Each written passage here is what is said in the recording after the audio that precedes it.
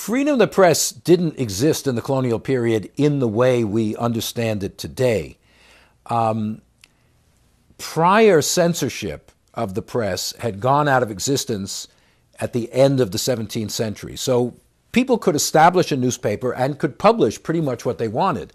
But there were pretty strict laws against seditious libel, against contempt, particularly of the assembly, not so much the governor. So if you published things critical of the assemblies, you could often be hauled up and put in jail as an editor or forced to recant. So people could be punished rather severely for what they published in their newspapers. So that's not really what we would assume to be freedom of the press today. Now, on the other hand, there was a tradition in which ordinary people valued freedom of the press. The famous case of John Peter Zenger in New York Colony in the 1730s. He was an editor who was brought to trial for libel, as they called it, against the governor.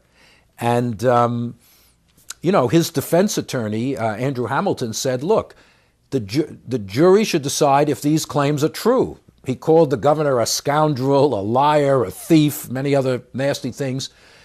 Hamilton said, look, maybe, if you think that's what the governor is, you have to acquit Zenger. Now, that was not the law. The law does not give truth at that time as a defense against sedition. But he convinced the jury that freedom of the press included the right to say plausible things about those in authority. Zenger was acquitted. And this was a warning to people in power that ordinary people valued freedom of the press. However, after Zenger, editors were still thrown in jail for criticizing the assemblies. So again, we shouldn't think that this suddenly established freedom of the press forever.